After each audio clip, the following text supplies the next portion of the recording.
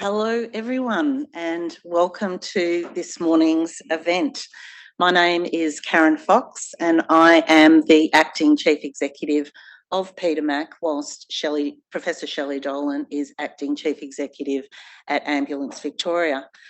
Normally I'm the Chief Operating Officer here at Peter Mac and I have had the pleasure of working here for 18 months and am really excited to be joining you all here today, whether you're here in person or virtually on the line for the launch of two very inspiring Peter Mac strategic documents, the Patient Experience Strategic Plan and the Supporting Carers Strategy. I actually have hot off the press hard copies here this morning, and it gives me great pleasure to be working with you all to delve into those documents and what they mean for Peter Mac. I'd like to say a huge thank you to all of the patients, the carers, the families, and of course our staff who contributed to the development of these documents. We really value you taking the time and to provide all of your wisdom and your insights to really set the path for the future and ultimately improve the patient experience and the experience of carers at Peter Mac. In particular, I'd also like to acknowledge the leadership and coordination of Peter Mac staff, Jerry McDonald, Fiona Moritz, Anna Jones, Tennille Moslin and Peter Wright. Your passion and focus on patient and carer experience is invaluable to us at Peter Mac, so thank you very much for your leadership. Before we get today's event really underway, I'd like to begin by acknowledging the traditional owners of the land upon which we are meeting, the Wurundjeri people, part of the Kulin Nation, and pay my respects to their elders past, present and emerging. We are on Wurundjeri land here, and for those who are joining us virtually, I'd also like to extend my respect and acknowledge the traditional owners of the land upon which you are currently seated. At today's launch, we're really fortunate. Oh, beg your pardon, I should have scrolled forward on that. I'm really sorry, rookie. At today's launch, we're really fortunate to have Professor Gary Roden from Princess Margaret Cancer Centre in Toronto, Canada, who's joining us to share his knowledge and experience on patient experience, carer support services and peer support at Princess Margaret. We'll then hear from one of our patients and Deputy Chair of our Community Advisory Committee, Teal Lillehagen, on the Patient Experience Strategic Plan. And finally, David Speakman, Peter Mac's Chief Medical Officer, will then provide an overview of the Supporting Carers Strategy. Then we're going to move into a panel discussion with 5 panel members. So really hope you enjoy this morning's proceedings. Without further ado, I would now like to introduce our MC for the morning, Jerry McDonald, who is the Director of Prevention and Wellbeing Extraordinaire at Peter MacCallum Cancer Centre. Over to you, Jerry.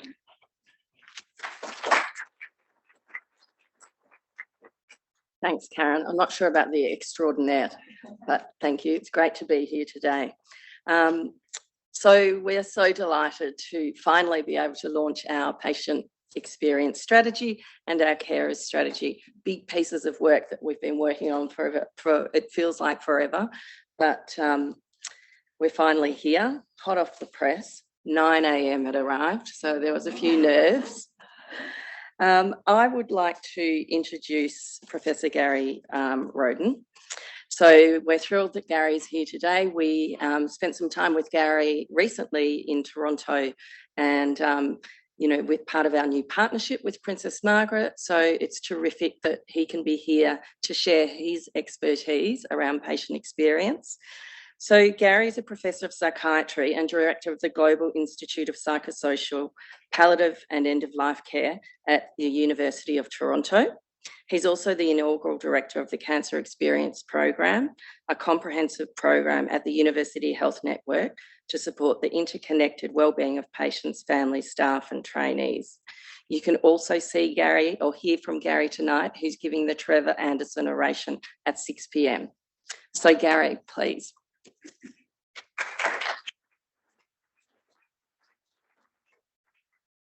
Thank you, Jerry. It's a pleasure to be here. It's been a pleasure to be here this week, and it's very timely because of the partnership which is now being established between Princess Margaret Cancer Center and Peter Mac Cancer Center. And I'm delighted to be here for the launch of this patient experience strategy and the care strategy. And perhaps this is one of the areas in which the partnership might first begin, because there's really a common interest.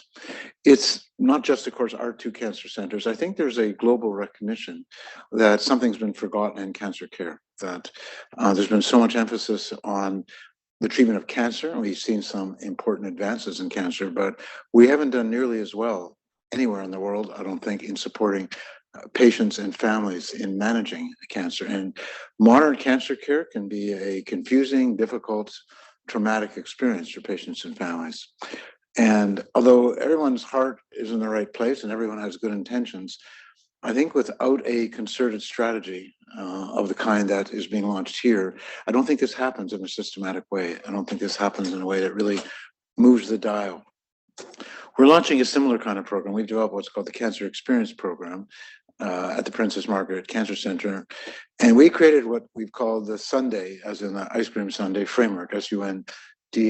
And it's an acronym for the 5 targets, because we began to think, well, if we want to change things, if we want to really transform patient care and the experience of patients and families and their providers, what would be the targets? What would we do?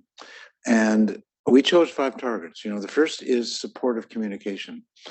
It's hard to believe that nowhere in the world are healthcare providers systematically trained in how to communicate with patients, even though every day they're interacting and communicating information that is often traumatic to receive. They're at the bedside when patients are in tragic moments.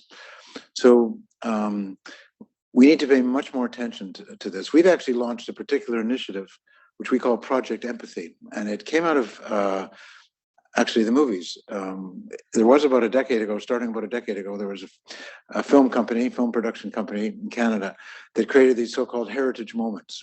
And these were moments in Canadian history, dramatic moments like the discovery of insulin, which was discovered in Toronto, and other moments, important moments in Canadian history. We're now doing this around communication. We're creating these cinematic moments in communication, these moments where something important has to happen, where something empathic, supportive could happen, and when there's so often missteps.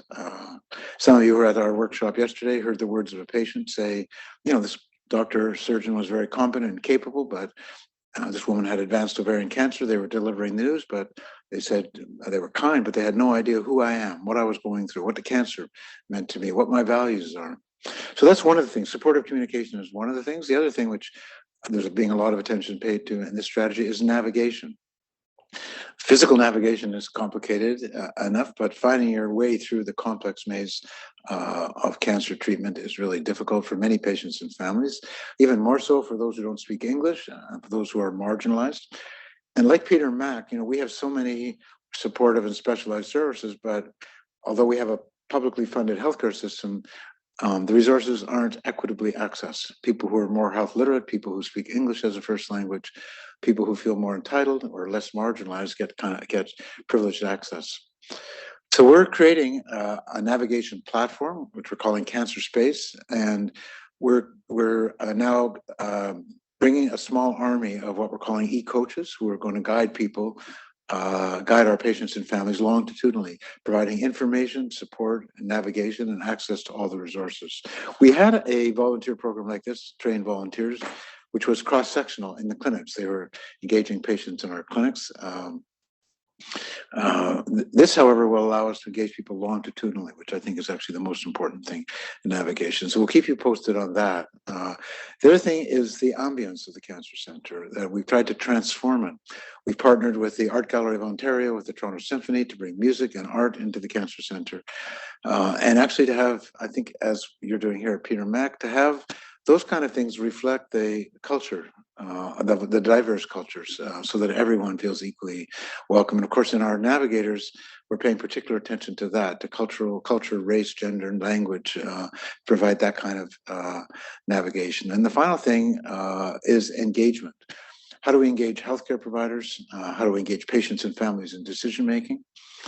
And years ago, when I was at the Toronto General and Toronto Western Hospitals, we had someone who was a businessman on the board, and he was, at this time there was problems in staff morale, and he was saying, from a business point of view, if you have bad staff morale, your customers and your business is eventually going to suffer. And we know the rates of burnout. We've done surveys ourselves, as other people have in the world. The rates of burnout are very high. Burned out providers do not provide high quality cancer care. We have to think of ourselves as a system. How do we support patients and families and the healthcare providers in providing better cancer care? So we're going to be partnering with Peter Mac, and we look forward to sharing our ideas. I've taken a look at the strategy, and I'm very impressed, and we're going to try to learn as much as we can from it. And we're looking forward to partnering with Jerry and her group and Peter Mac. And thank you very much for the opportunity to be here today.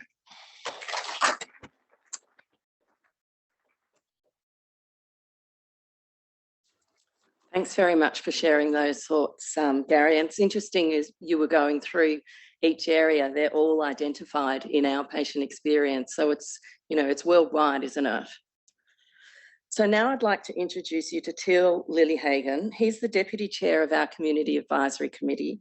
And he's going to give an overview of the Patient Experience Strategic Plan. So Till joined the Peter Mac Community Advisory Committee in 2019, after being treated for oropharyngeal cancer. He's the secretary for the Victorian Head and Neck Cancer Support and Education Group, probably one of our most active peer support groups, the Head and Neck Group. And he sits on a number of committees as a consumer representative and has contributed to so many projects across Peter Mac, including the Patient Experience Strategic Plan. So thanks, Till. Thanks, Jerry. Hi, everyone.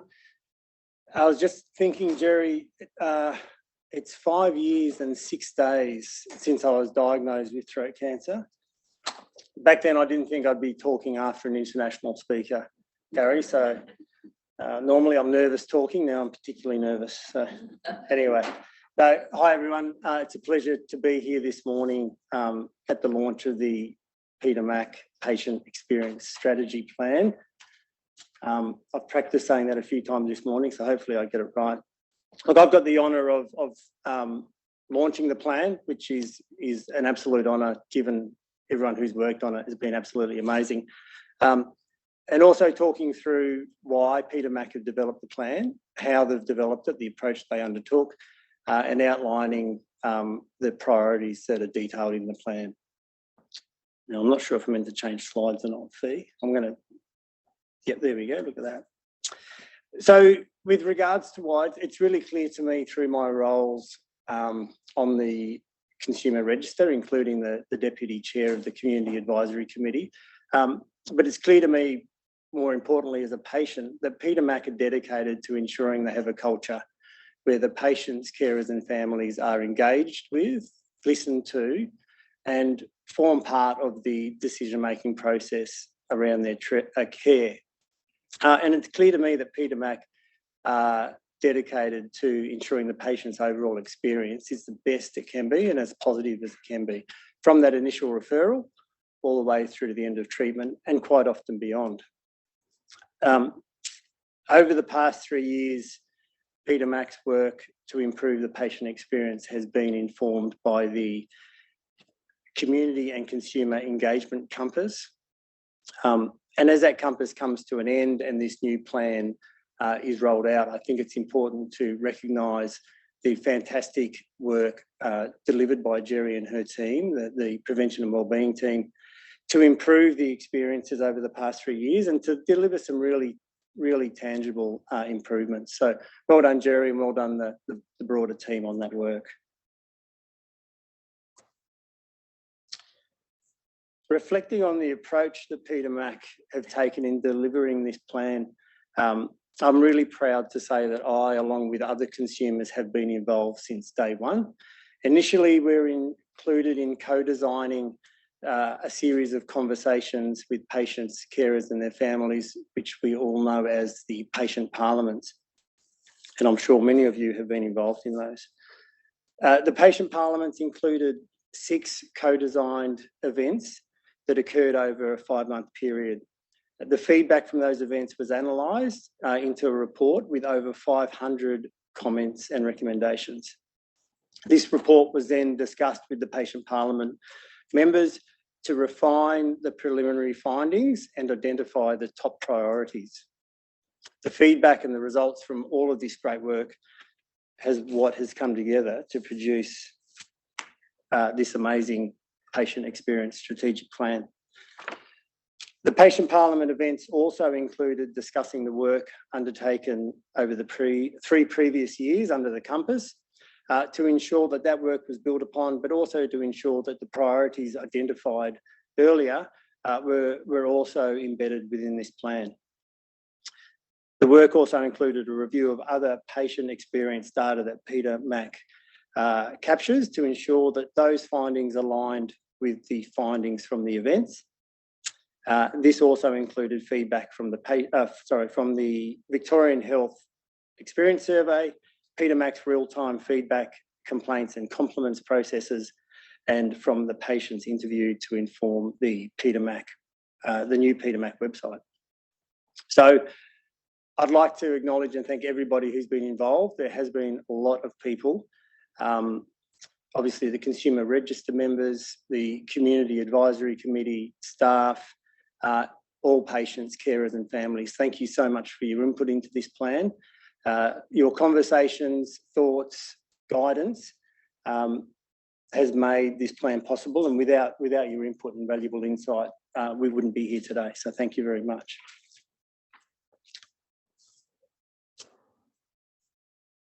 In terms of the priorities of the plan, as I said, the contents from the outcomes from the process have gone to creating 4 consumer priorities, and they are navigating your cancer experience. And this is about improving the orientation for patients, promoting the patient navigator process, and expanding the peer navigator programs. The second is information and communication. This priority focuses on improving communication, both one-on-one with patients and carers, but more broadly through the channels like Peter Mac's website, the Health Hub, appointment communication, and patient information packs. The third is building capacity, and this is about enabling patients to advocate for their needs. Obviously, this is critically important to ensure that patients are listened to and involved in the decisions about their care. The fourth, and these aren't in any order, but personally for me, this one is quite important, the support networks and services. The services that play an important role in how people go through their cancer experience. The wellbeing and allied health services offered at Peter Mac were particularly highly valued by the patient parliament members, as too was the continued collaboration to link with patients with external organisations beyond their care here at Peter Mac. Also, during treatment, we patients recognise the impact that cancer has on our carers and our families, and we want to support the wellbeing of those carers. Through the patient parliament events, patients in particular highlighted the need for more services for carers and families, and suggested that that would be helpful for everybody. That information about supporting the carers has not only gone into the patient experience strategy, but has also helped guide the development of the supporting carer strategy, which you'll hear about shortly from David. So thank you again. And I guess I have the absolute pleasure of launching the patient experience strategic plan. Congratulations again to everybody involved, and we really look forward to looking at finding the amazing outcomes that are delivered from it. Thank you.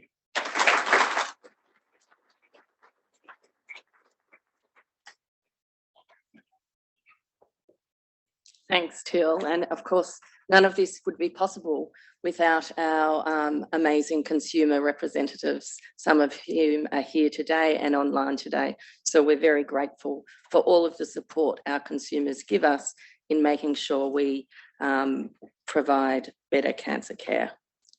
So I am going to play a short video which features some of our patients. It's a sneak preview of Cancer School. So Cancer School is our platform we're developing for patients about cancer. And we've got a series of videos that will be launched early in the new year.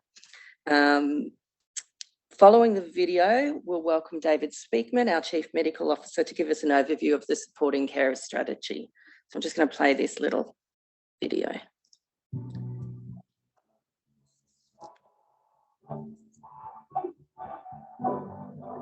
Hello, my name is David. I'm a carer. I look after my mum. Many people think offering care is about physical care, and it can be. However, caring involves much more. Often, patients require advocacy, navigation, emotional support, and advice. Care is about navigating the system, being present at appointments, listening and taking notes during consultations, and simply being a friendly taxi driver. A carer is a person that allows the patient to focus and concentrate on their treatment. We share all the highs and the lows, and we're right there in the good times and in the bad. Self-care is important too, and there's help if you need respite. I had to learn this myself, but I did tap into the supports available to carers at Peter Mac. The things that I did learn, I never considered when I started. Without them, I'd be lost.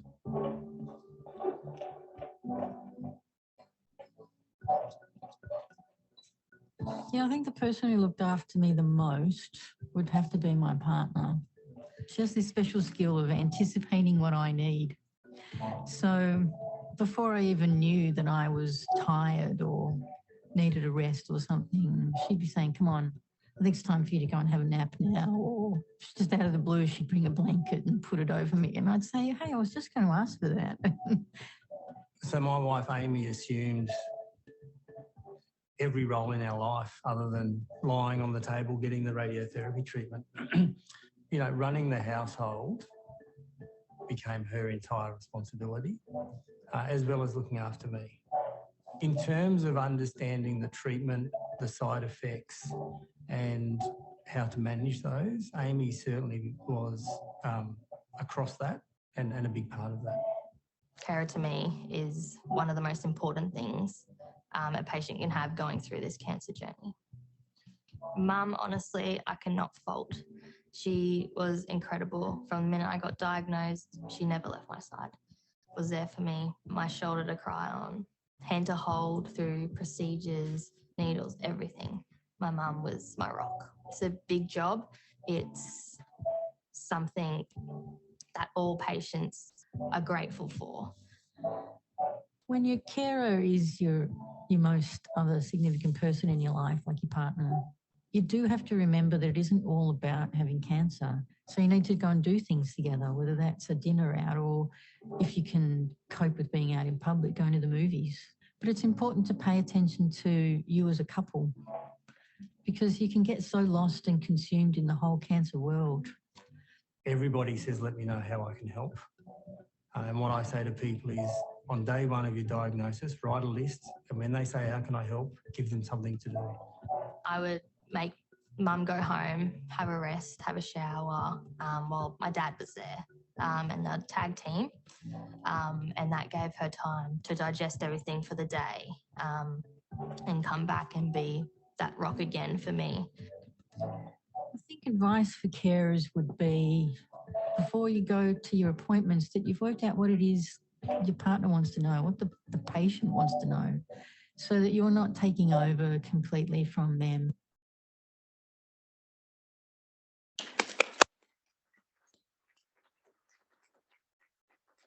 It was our first viewing of these videos, so I thought it was fantastic.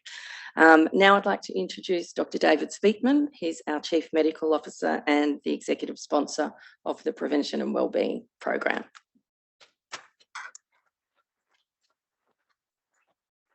very much, Jerry. What a perfect introduction to talking about carers. And I just want to say that I think as I look back on my time at Peter Mac, the delivery of Cancer School will be probably the longest lasting and most impactful thing I've ever had anything to do with in this institution. And as you see it all roll out, I just hope we are delivering what our patients need, because it's certainly what we've been trying to respond to. So very pleased to announce our first ever supporting carers strategy. It's aiming to recognise the important role of carers, how they to give them service provision that we haven't really done before, to prioritise new initiatives around carers and facilitate a coordinated approach. As you've seen through there, they're so vital to how our patients get through their cancer journey that we really need to be doing a lot more about how we can help them along. Am I advancing the slides? Yes, I can. So we've heard, why do we do these types of things? Well, many people who are caring for patients don't see themselves as carers. They just think of themselves as kids, husbands, wives, relatives, friends. So there's a lot of reward in caring for someone, providing that being able to get them through that journey is great, but there's a lot of cost as well. And the cost comes in all sorts of ways. It comes in psychological ways, it comes in physical ways, it comes in how you're living your life, it comes in financial pressure, all sorts of circumstances and things that change for our carers, and indeed their relationships with the patient or the rest of their relatives and families as they go through things. And as we heard from Gary, if we're looking after our carers, then we're looking after our patients better. And that's the whole aim of the exercise. So I think when we're able to get everyone on the same path and the same track, just been up there doing it this morning with a few clinicians, getting them all paddling in the same direction, everything works better. So how have we got here? You've heard a bit from Teal, that really a whole lot of work, and credit to Jerry and her whole team around patient parliament and all that type of stuff. But really, we first started looking at carer needs with some research. That's how we love to do things at Peter Mac, and that was a study done back in 2019, happily funded by Tour de Cure, who we have to acknowledge for that. Patient parliament that we mentioned. What those things told us is that carers weren't aware that we had services available to them, and also that there were services they needed that we weren't providing. So the strategy that's been developed aligns not just with what Peter Mac's trying to do, but with the Victorian Cancer Action Plan, the Australian National Cancer Plan, all types of things that have involved consultations with consumers, staff, the whole myriad of people affected by the ripples that come out when you're told you have a diagnosis of cancer. We know that, pleasingly, the carers we've spoken to are highly supportive of this strategy. They've been clear to us about their diverse needs, and that just like patients, there's not a one-size-fits-all approach. We need to tailor what we're doing to the needs of each particular individual. Clearly, ongoing support is something else I think has come through to us in all these consultations. It's not one point of care, it is a whole journey, and how do you offer services and keep people aware of stuff throughout that whole trajectory. Even often, I was just talking to a patient yesterday who was recounting the story we often hear, that she got through all the treatment very well, but it had the big tsunami of a sort of psychological stress and emotional distress hit her once she was away from a place like the Peter Mac, just left alone with her thoughts in a time that often doesn't happen. And so it goes from stuff like that to really very practical things. Again, yesterday I was just helping someone or reassuring them that if you don't use a gym membership for 12 months, a letter from your doctor will usually get most gym people to give you your money back. But this stuff is important, and people don't know that we can do that type of thing for them. So how's this strategy going to look? Well, really, there are several priorities, again, driven out of all that consultation. The most important is that we're getting carers to have better health and well-being. So supporting their unmet needs, as we said, particularly peer support. We'll chat about that a bit later in the panel. Improving access to the programs that we do have, and educating people about the services that are around both within and without of places like Peter Mac. We need to support our carers in their other endeavours away from the patient they're looking after, particularly around school, study and in their work environment. We've said navigating that can be very difficult, and dealing and communicating with employers about when you need time off and how you might need to do it. I think Sean Curtin, our Director of P&C, has kindly offered to help with that because he's an expert in dealing with employers. So thanks, Sean, for agreeing to contribute to the program.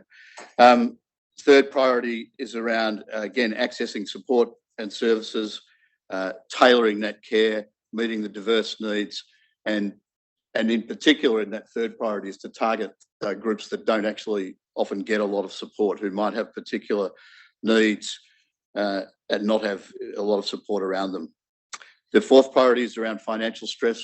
I think that's a hidden thing in cancer care, both from the actual dollars and cents, but managing finances, what you do when you're on leave, what type of leave you can get, all that type of thing we need to do better with and help our carers with, how they can connect with Centrelink and the NDIS.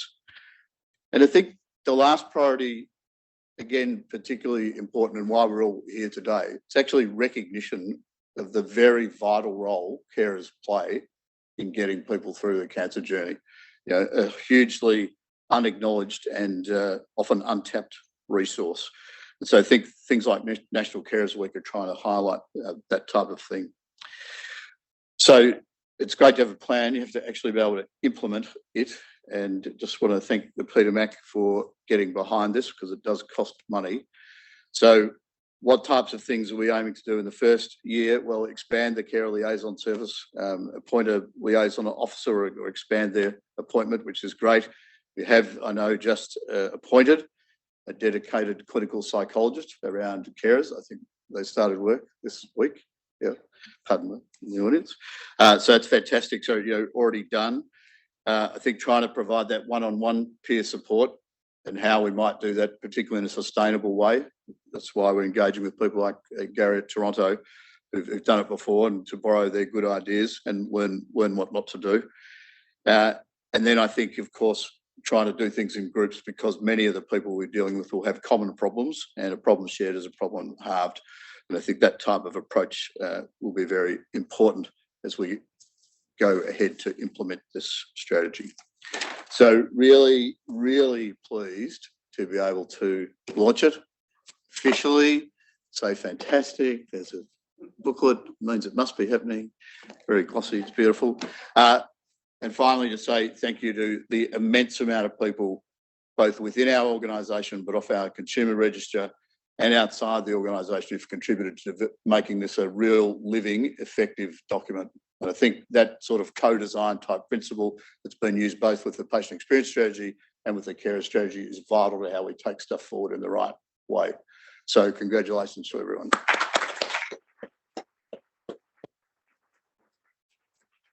So we're going to have a bit of a panel discussion now, you know, pick the brains of the experts. So if you're on the panel, if you'd like to come up. David Ducata is on the panel. You heard David speak on the video, one of our long-standing reps on the Consumer Advisory Committee. And as you heard, an outstanding carer for his mother.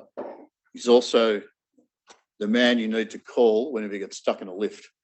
And he'll probably tell you a bit about that. But if you are stuck in a lift, he's a good man to know. And it happens to all of us. The next person on our panel is Brenda Sherednishenko.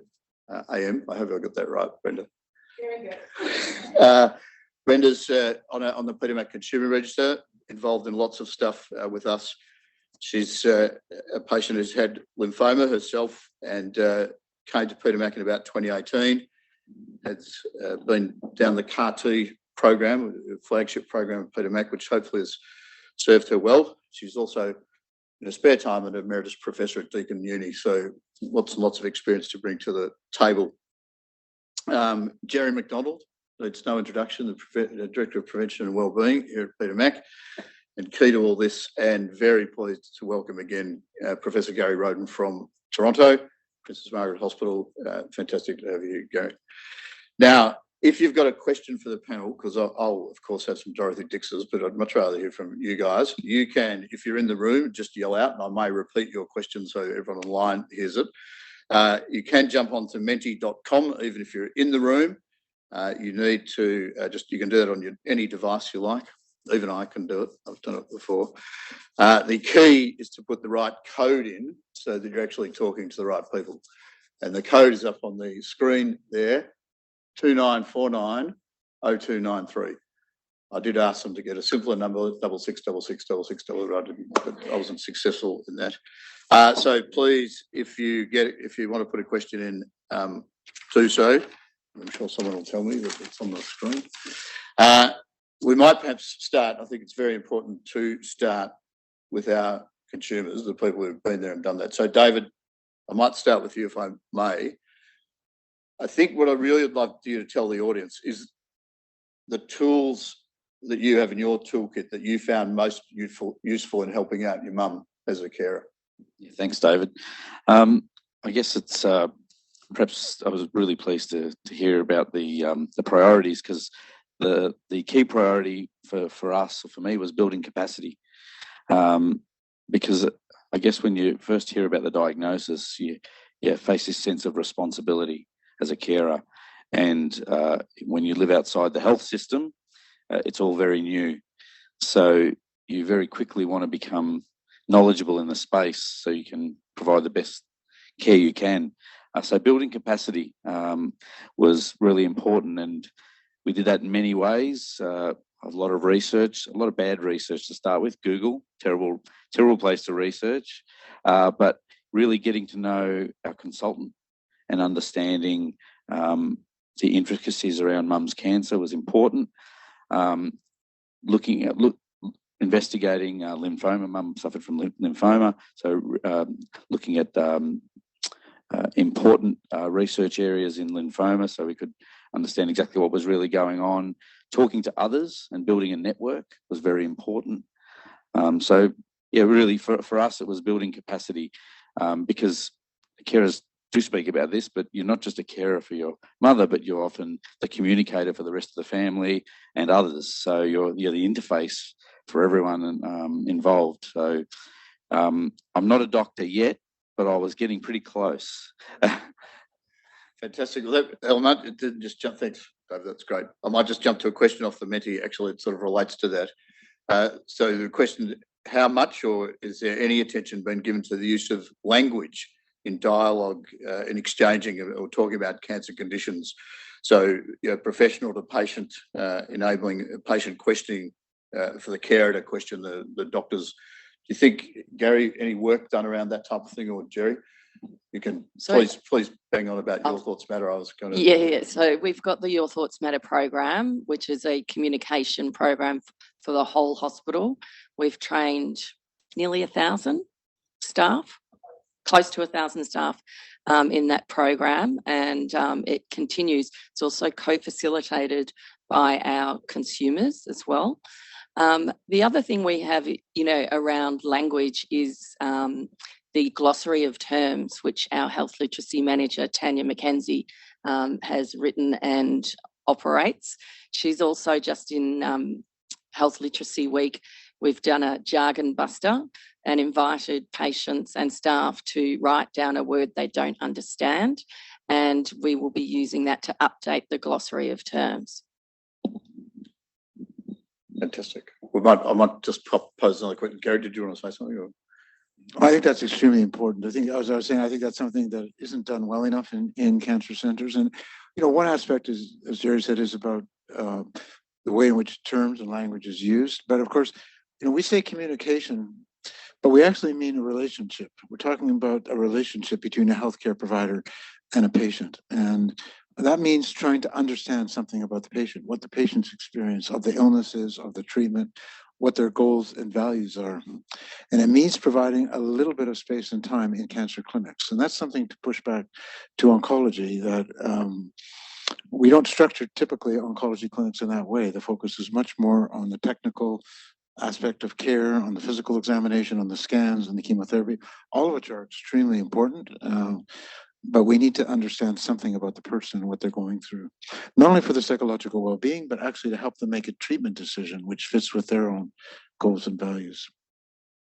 I think that's absolutely true. And I think the other thing we're certainly trying to get out of Your Thoughts Matter in a place where you often meet multiple clinicians is that we're all on the same page about the message we're giving. Because what I often hear is that you hear one thing from Dr. A, another thing from Nurse B, and a totally different thing from physiotherapist C.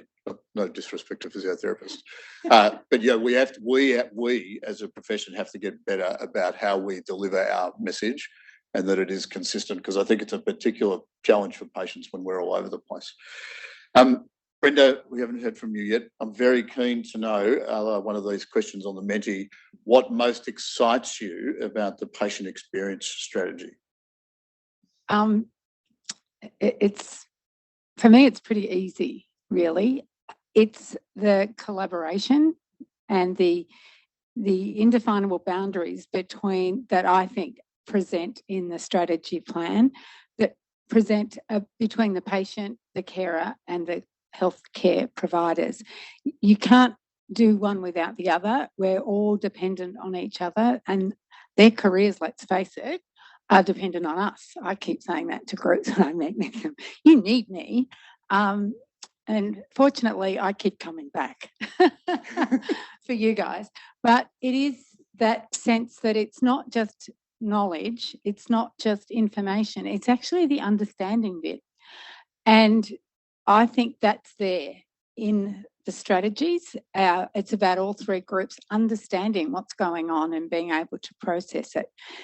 I'm going to have two. Can I say two? Yeah. The other thing is the question of social and emotional well-being and health, mental health, is threaded throughout, and I think that's critical. If you get the knowledge right and the understanding right, hopefully you won't have as much social and emotional well-being. But no matter how often you read medical articles, I still sit in appointments and say to the doctor, so tell me what this article says, let me hear it in English.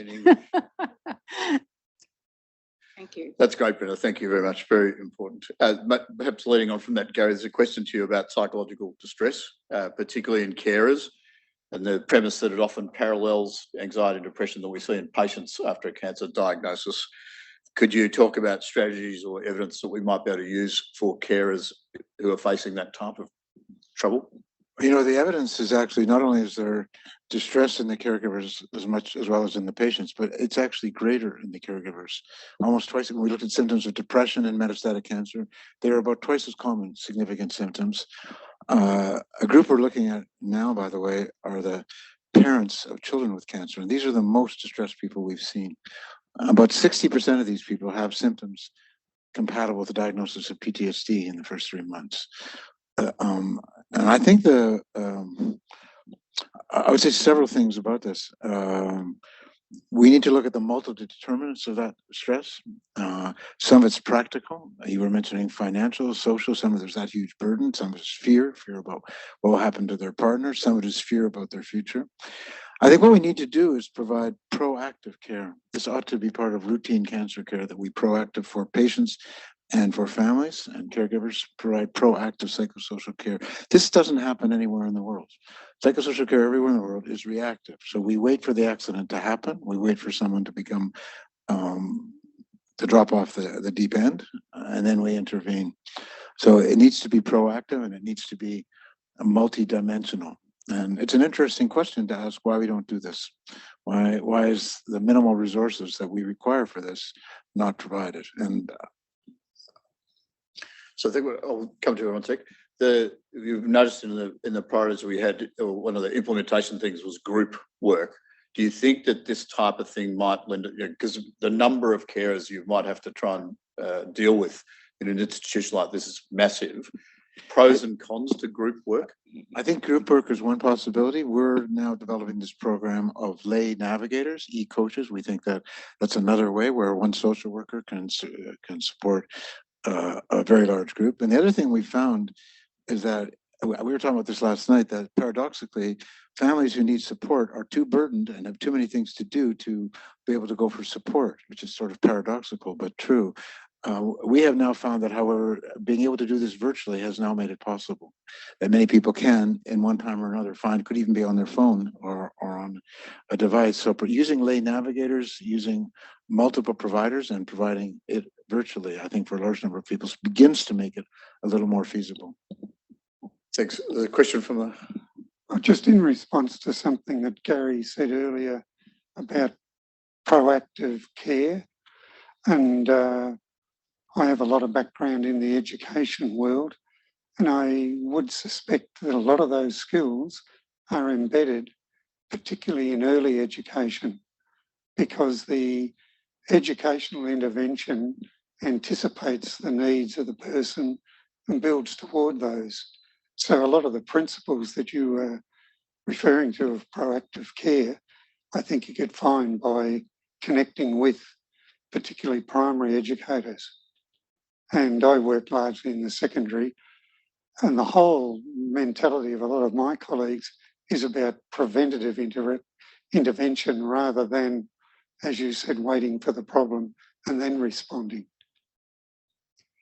I think that's a key point. Education is about preparation, isn't it? And that's what we don't do. We know that. I compare this to mountain climbing, managing a serious cancer in a family members. And you don't just go mountain climbing without preparing. So we have to help patients and families prepare for this major challenges that lie ahead in a proactive way. Could I add something? I'm not hopeless, I don't think, but I belong to 2 Facebook groups. One is for CAR-T, for patients and carers, and it's an international group. It's got about 2,000. It is extremely well monitored, extremely well monitored. People say crazy things, they correct them, and but I found it very supportive. It is a very supportive group. I belong to another one, which is ridiculous. Well, I did belong. I got out of it, and it's unruly. It's going to Google for an answer. It's pretend doctors. It's all those things that you don't want to have happen. I have talked to my carers here, my healthcare, about how do we get them? How do we get some of the medical profession in, or what do we do at Peter Mac that is a conversation that people can access from anywhere in Australia or the world about what's going on, and ask their silly question or ask for a deeper understanding.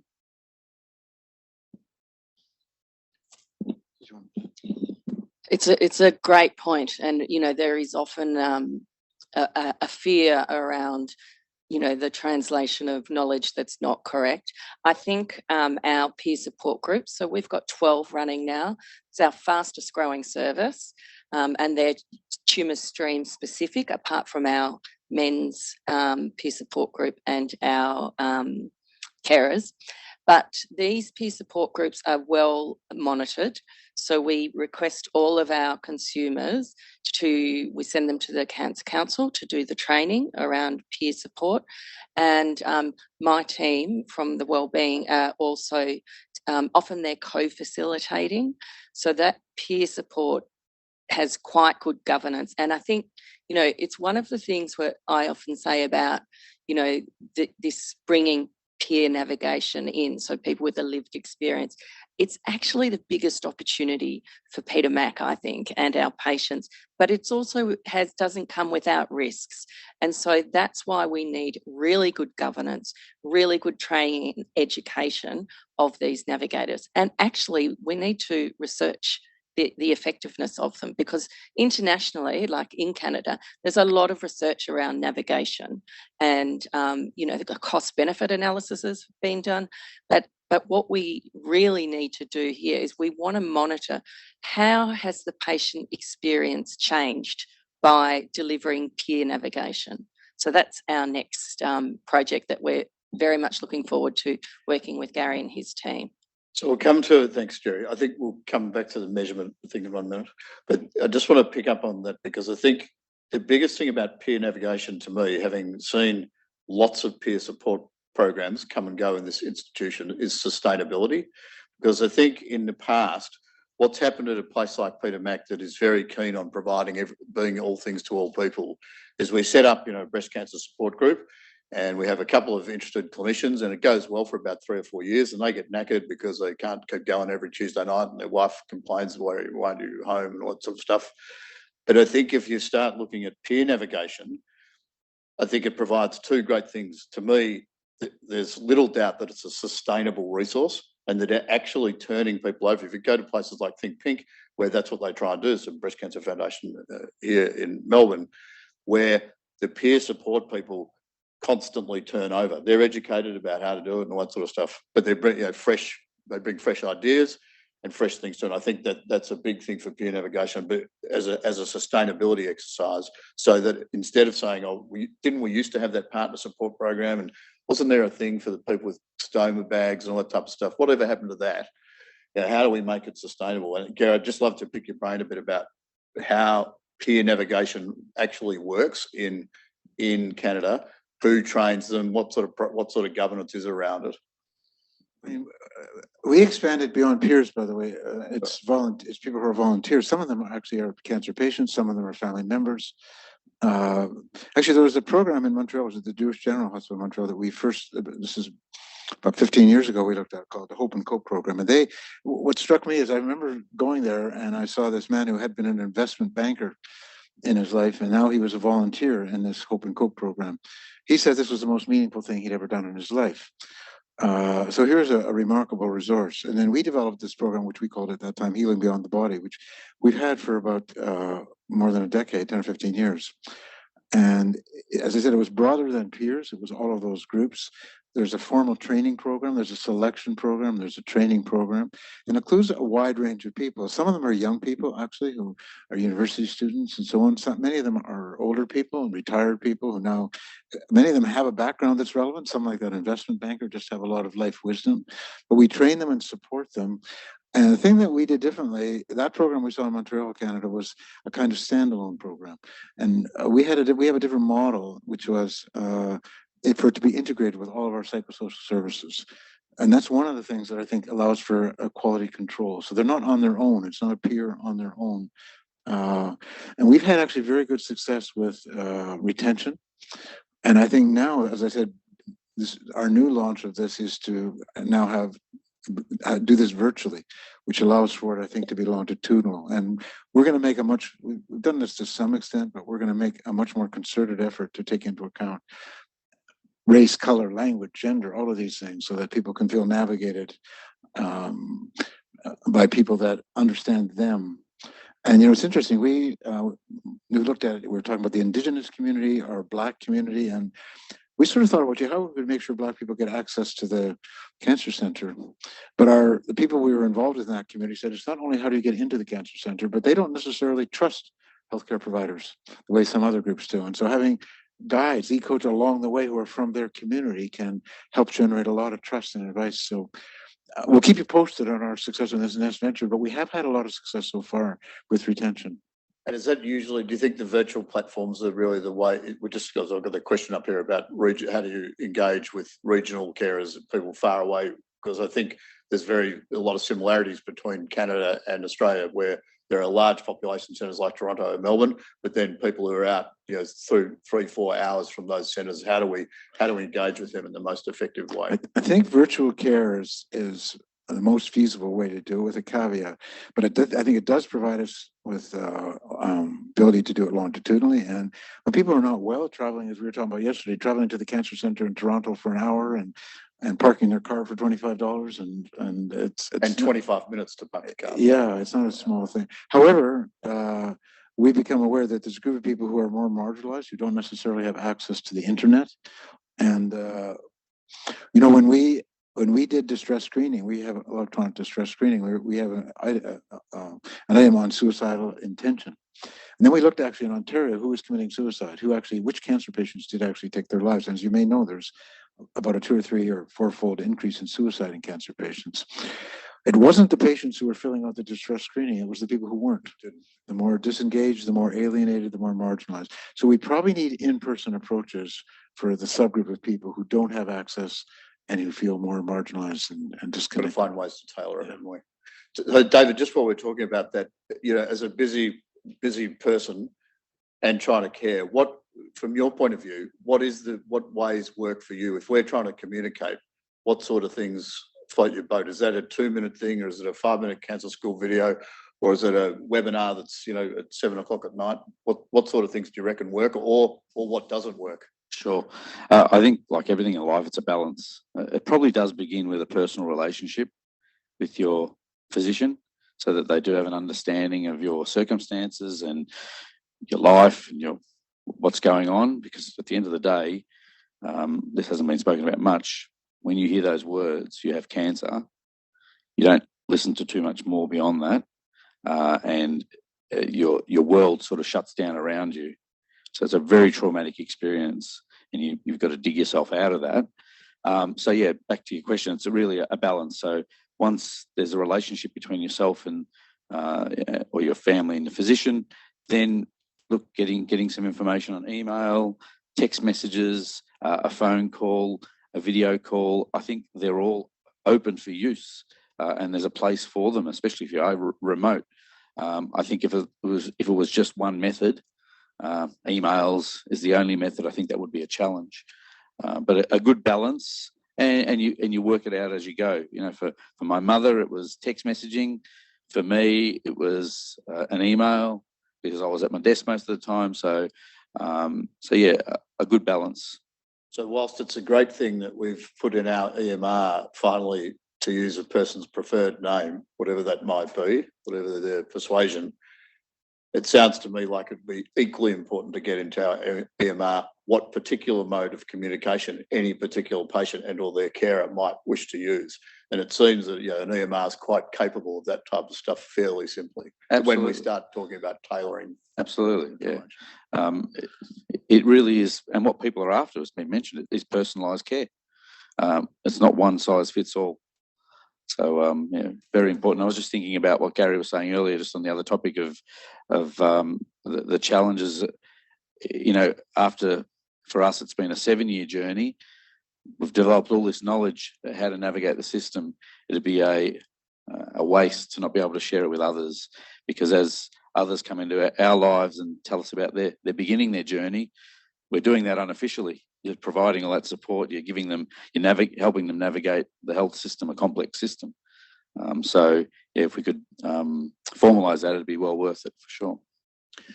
Just realising the time, Jerry, measuring this, implementation is a science, I think. How are we going to make sure that we're actually doing what our carers and families need? Well, we have the privilege of having the Community Advisory Committee that we report to, and they definitely keep us honest. So the patient experience strategy and the carer strategy, the next steps around the implementation of this is for individual departments across the hospital to actually own it and to develop their own implementation plan of the PX and the carers strategy, of which my team can assist.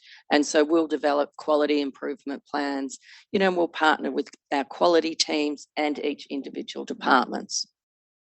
Fantastic, thank you. Well, I look forward to being able to report all of your work on that back to this group at some point. Just before we do run out of time, Gary, we're talking about particular needs, young people, 18 to 25-year-olds, or 15 to 25-year-olds, often a group with different needs. Just what's happened in Canada about the approach to those carers? Is there anything particular you've learnt about that group? Or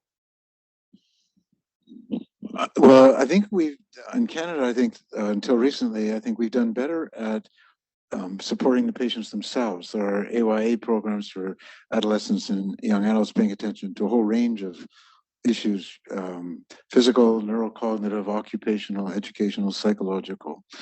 In most places in the world, including in Canada, there's no systematic support program for the caregivers of children with cancer. This is astonishing to believe that actually we do more to support the adults, which is important. But if it's important to support an adult caregiver of an adult patient, think how much more important it is to support a parent. It's partly the way children's hospitals are constructed, in which adults' parents are not patients of the children's hospital typically. And it's also just been a huge blind spot. We've now become actually a program, clinical research and support program. For that, it's a partnership between Princess Margaret and Canada's largest children's hospital, which is across the street, Hospital for Sick Children, to have a systematic program of support. And you know, I'll tell you something, which is why having partners from the community and families is so important, because every family that's had cancer in the family understands this. Doctors, not so much, you know, so that, and donors understand this. So, in fact, we've had a large donor support already for that program. Once donors become aware, I think it's very possible to generate support, but I think this is a new frontier. How do we support the carers of these young people? Absolutely. Thank you. I think that's a great place for us to end our panel discussion. Just like to thank all the panel and hope that Kate Tawney was listening to that last comment. From that, she runs our foundation, so I'm sure that will inspire her to put some more cash this way. Thanks very much, everyone.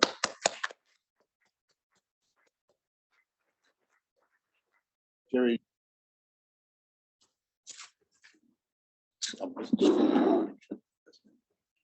My glasses. Thank you, everybody, for attending, and for our colleagues online. Thank you. Enjoy the read, and please come and talk to us about your thoughts on how you can implement the patient experience strategy in your work areas and the care support program. So thanks very much for coming, everyone.